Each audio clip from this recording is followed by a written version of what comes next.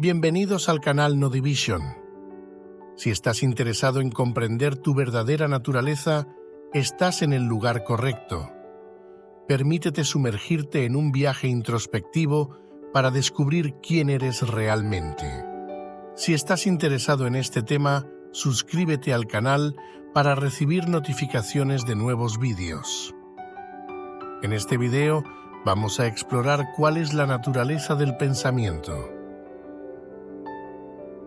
El pensamiento es una característica común a todos los seres humanos e influye en la mayoría de nuestras acciones diarias. Nuestras acciones están, en gran medida, moldeadas por nuestros pensamientos. Por lo tanto, es crucial comprender la naturaleza del pensamiento. El pensamiento es una reacción de la memoria, y la memoria es lo que llamamos conocimiento. Sin conocimiento, no habría pensamiento. Sin embargo, el conocimiento puede ser sobre hechos o teorías, siendo solo lo que se ha conocido. Puede incluir una amplia variedad de creencias, ideas, imaginaciones, prejuicios, sesgos políticos, entre otros. Este conocimiento está muy influenciado por la sociedad en la que fuimos criados, nuestra familia, nuestras experiencias de vida, entre otras circunstancias. No necesariamente representa un hecho, pues es solo memoria almacenada. Voy a dar un ejemplo. Imagina a un niño que fue criado en una familia que cree que la Tierra es plana.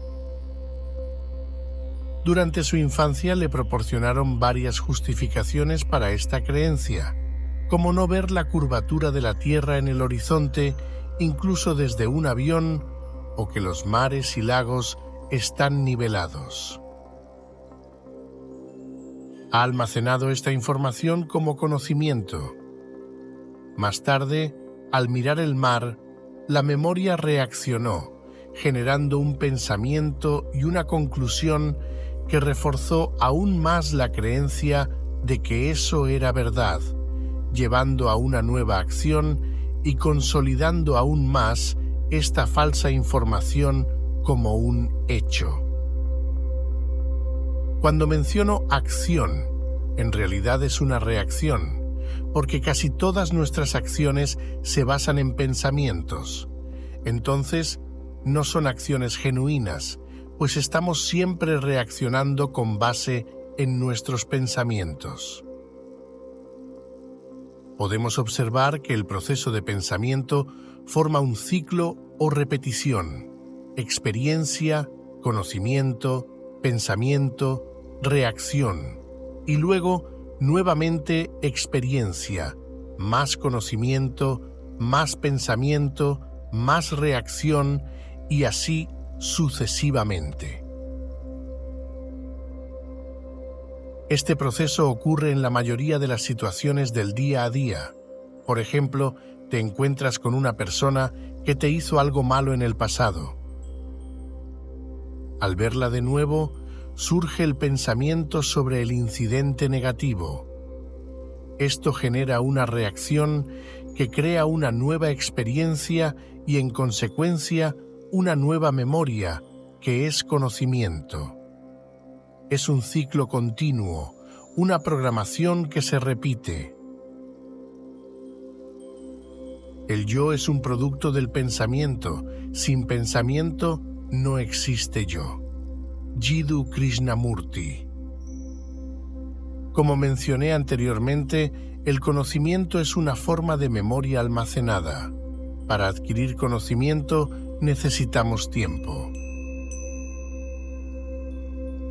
Por ejemplo, si no sé hablar inglés, necesito tiempo para aprender el idioma. De la misma manera, si no sé trabajar con la computadora, también necesito tiempo para adquirir esa habilidad. Por lo tanto, el conocimiento siempre está limitado por el tiempo, y por ser algo limitado, siempre caminará junto con la ignorancia.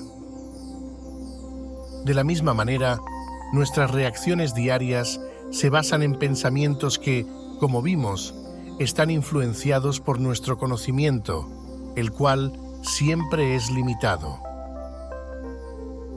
El pensamiento nunca es libre, pues siempre está fundamentado en el conocimiento limitado que poseemos. Si mi reacción a un determinado asunto está moldeada por el punto de vista capitalista, comunista, socialista, entre otros, esa respuesta será necesariamente limitada. Esto puede, inevitablemente, causar fricción con otras personas, pues estoy identificado con una perspectiva que es intrínsecamente limitada, y algo limitado no puede ser inteligente. Por lo tanto, si observamos interiormente, estamos perpetuamente viviendo en un estado de conflicto, angustia, miedo, ansiedad, entre otras emociones, y la causa de todas ellas es el pensamiento. Sin embargo, en nuestra vida cotidiana dependemos del conocimiento y de los pensamientos. Sin conocimiento no podemos trabajar, conducir, tomar un autobús, entre otras actividades. Pero ¿necesitamos el pensamiento para lidiar con cuestiones internas de nuestra mente? Por ejemplo, en nuestro día a día, si percibimos que somos envidiosos, inmediatamente concluimos que no deberíamos ser así. Este pensamiento surge porque hemos sido condicionados a pensar de esa manera. Así, el pensamiento intenta evitar la envidia, creando una oposición al hecho. Esta contradicción genera una división, causando fricción y esfuerzo. ¿Qué desea este pensamiento en relación con el hecho? Desea un cambio, es decir, no ser más envidioso, lo que no es la realidad actual. Para que haya cambio es necesario tiempo. Darse cuenta de que, en este proceso, el pensamiento está proyectando un futuro en el que ya no se es envidioso. Sin embargo, debemos reconocer que la envidia, siendo un hecho, está presente en el momento de la observación y no necesita tiempo, pues ya está allí, presente.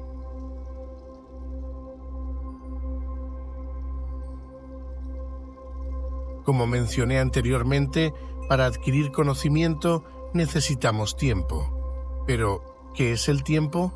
Más específicamente, ¿qué es el tiempo psicológico? Todo el conocimiento que has adquirido hasta hoy está almacenado en la memoria. Todo ese conocimiento está disponible para ti ahora y es, en realidad, el pasado. Cuando este conocimiento surge en forma de pensamiento, es pasado, es tiempo pasado. Sin embargo, el concepto de tiempo incluye no solo el pasado, sino también el presente y el futuro. En el ahora, el pensamiento reacciona trayendo algo del pasado, juzgando el presente con base en el pasado o generando una proyección para el futuro. No obstante, incluso esta proyección es una variación del pasado. Toda esta transición de tiempo, pasado, presente o futuro, ocurre siempre en el ahora. En realidad, nunca has experimentado un solo segundo del pasado, presente o futuro. Todos los pensamientos que siempre son sobre el pasado ocurren en el ahora. Incluso cuando el pensamiento proyecta miedo en relación con el futuro, esta proyección ocurre ahora. Indudablemente, todos los pensamientos, sean sobre el pasado, presente o futuro, siempre están basados en el pasado. Esto se debe a que, incluso cuando se imagina un futuro, esta imaginación está moldeada por lo que ya se ha conocido y vivido. Es un futuro moldeado por todos los prejuicios, ideas e imaginaciones del pasado. Y vives en función de eso, pues tus reacciones están en conformidad con estos pensamientos. No existe pensador, solo el pensar. Cuando el pensamiento se identifica como el pensador, surge el nacimiento del yo, el nacimiento del ser. Jiddu Krishnamurti. El pensamiento y el tiempo son la misma cosa. Por lo tanto, el ahora contiene el pasado, el presente y el futuro, lo que significa que no existe movimiento fuera del ahora. Esto implica que no existe tiempo. El ahora es la realidad. Si imaginas que estás viviendo el pasado o el futuro, eso no es real. Siempre estás en el ahora. Por lo tanto, acepta este hecho. Tú eres el ahora. Todo el conocimiento acumulado también es parte de ti y está presente ahora. No existe una parte de ti que esté separada de esto. Todo el contenido de la conciencia también eres tú. Tú englobas todo. Si esto se comprende, no habrá más conflicto, pues el conflicto surge de la división entre lo real y lo irreal, entre el yo y el no yo, entre el ahora y el ayer, el hoy o el mañana. Vamos a examinar el miedo. ¿Qué causa miedo? ¿No es el propio pensamiento el que causa el miedo? El pensamiento proyecta un futuro deseado, que involucra tiempo, pero en ese deseo siempre está implícito el miedo de que aquello que deseas pueda no suceder. El pensamiento también puede proyectar el propio miedo directamente, como por ejemplo, puedo perder mi trabajo o puedo perder mi dinero. Por lo tanto, el pensamiento es la raíz del miedo y, como hemos visto, el pensamiento es tiempo. Sin embargo, como mencioné anteriormente, necesitamos del pensamiento y del tiempo para lidiar con el mundo físico, para trabajar, tomar el metro, conducir un coche, entre otras cosas. Pero, ¿son necesarios internamente? Si crees que necesitas tiempo a nivel psicológico, vivirás eternamente con miedo y angustia. Porque la verdad es que no existe seguridad en ningún nivel, y toda seguridad siempre trae consigo la sombra de la inseguridad, que es el miedo. Si puedes percibir toda esta verdad, entonces te encuentras en un estado de vigilancia. Te estás observando minuto a minuto para que los pensamientos no entren en tu dominio. Lo que requiere gran atención, y en esta propia observación existe el entendimiento de cuándo el tiempo es necesario y cuándo no lo es. El yo es un pensamiento, un conjunto de memorias, experiencias e ideas. Jiddu Krishnamurti.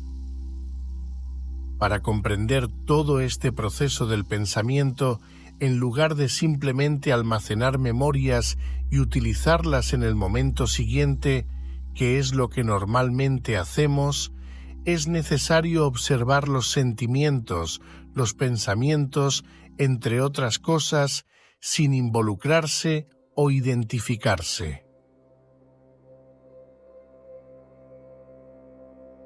Como se mencionó, los pensamientos siempre se basan en lo conocido, y el pensamiento nunca comprenderá su propia naturaleza. Por lo tanto, no podemos limitarnos a lo conocido, ni debemos formular conclusiones o ideas, porque conclusiones e ideas no son hechos. Debemos ver las cosas como realmente son. Necesitamos tener la experiencia real. La única herramienta que tenemos a nuestra disposición para esta comprensión es la conciencia, pues es la conciencia la que comprende y no el pensamiento. La conciencia abarca todo lo que puede ser percibido, pues aquello que es percibido por la conciencia está necesariamente contenido dentro de ella. La conciencia es única. No hay una para mí y otra para ti.